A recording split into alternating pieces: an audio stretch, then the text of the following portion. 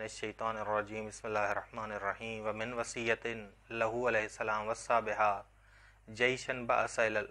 الی العدو۔ نہج البلاغہ کا خط مکتوب نمبر 11 کہ امام کی یہ وصیت ہے۔ یہ وصیت امام نے لشکر کو کی جب اسے دشمن کی جانب بھیجا۔ بس زیاد ابن نظر حارثی اور شریح ابن ہانی کو امام سرکردہ تھے، یہ سپاہ سالار تھے ایک جتھے کے، ایک لشکر کے، ایک گروہ کے۔ تو امام نے وصیت کی تب تاکہ لشکر ضعیف نہ ہو، متحد ہو۔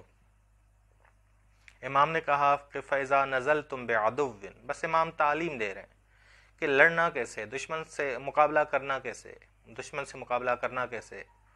امام فرماتے ہیں کہ جب تم دشمن کی طرف بڑھو یا دشمن تمہاری طرف بڑھے تو تمہارا پڑاؤ پہاڑ کے دامن میں، ٹیلوں پر یا نہروں کے موڑ میں ہونا چاہیے، نہروں کے موڑ پہ ہونا چاہیے، تاکہ یہ چیز تمہارے لیے پشت پناہی کا باعث بنے، روک تام کا کام کرے، اور جنگ بس ایک طرف یا دو طرف سے ہو، ایک طرف سے یا دو طرف سے ہو۔ بس امام فرما رہے ہیں کہ جب لشکر بلندی کے کنارے پر ہوگا یا دامن کوہ میں ہوگا یا نہر کے کنارے پہ ہوگا تو یہ احتمال زیادہ ہے کہ دشمن لشکر کو دور کرتا جائے اور دشمن لشکر کے عقب سے حملہ کرے، کہ دشمن لشکر کے عقب پر حملہ کرے، پیچھے سے دشمن کے لشکر پر حملہ کرے، یا دشمن لشکر کا محاصرہ کرے، یہ لشکر، اسلامی لشکر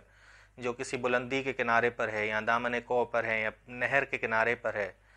اور دشمن لشکر کو کمزور کرتا جائے۔ ایسی پروگرامنگ کی جائے کہ دشمن کا کامل محاصرہ کیا جائے۔ بس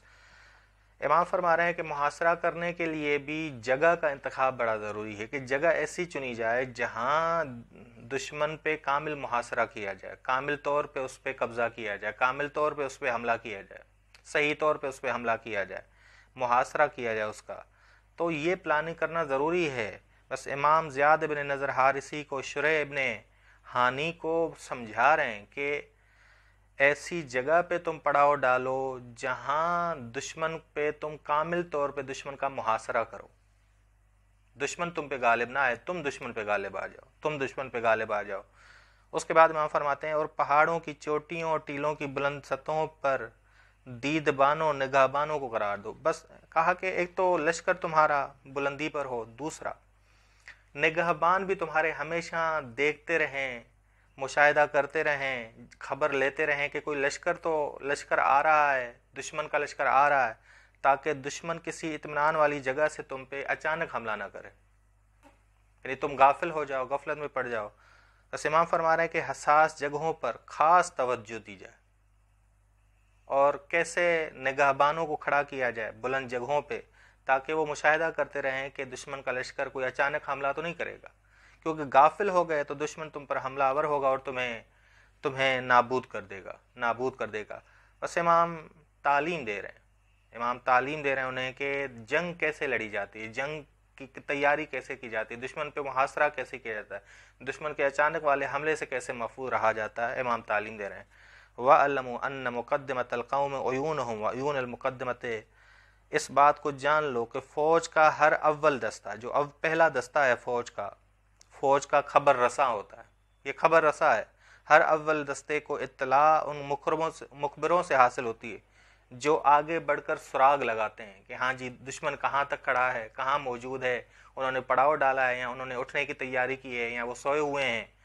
اگر شروع کا لشکر کا دستہ حرکت کرے تو بعد والا لشکر والا جو دستے ہیں وہ بھی حرکت کرتے ہیں۔ اگر شروع کا لشکر کا حصہ صحیح طریقے سے حملہ کرے، صحیح جگہوں پہ حملہ کرے، تو بعد والا لشکر بھی اس کی پیروی کرتا ہے اور صحیح جگہوں پہ حملہ کر کے کامیاب ہو جاتا ہے۔ بس لشکر پہلا دستہ کیا کر رہا ہے، اور پہلے دستے کے جو بعض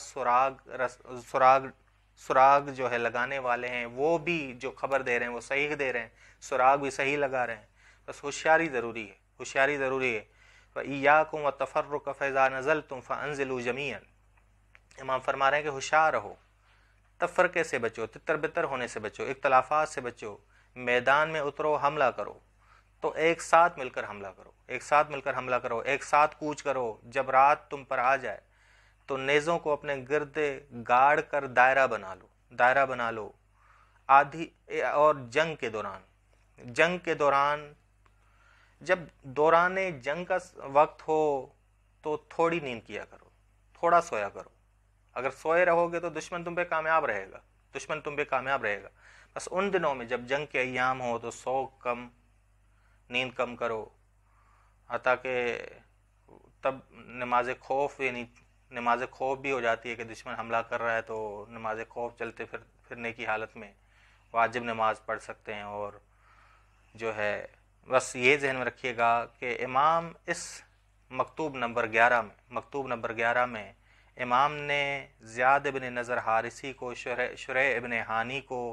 تعلیم دی ہے کہ دشمن سے لڑنے کے لیے کن کمیوں کو دور کرنا چاہیے اور کیسے دشمن پہ حملہ کرنا چاہیے، کیسے دشمن پہ کامل محاصرہ کرنا چاہیے. بس یہ امام نے ہمیں تعلیم دی ہے، ہمیں بھی سکھایا ہے کہ کیسے صف بندی ضروری ہے، کیسے غفلت سے دور ہونا ضروری ہے، کیسے ان جگہوں کا انتخاب ضروری ہے جس سے انسان جگہوں کا صحیح انتخاب کرے تو حملے سے بھی بچ سکتا ہے اور خود بھی بہترین حملہ دشمن پہ کر سکتا ہے. صلی اللہ علی محمد اہل بیتہ الطیبین الطاہرین. اللہم صلی علی محمد وعلی محمد.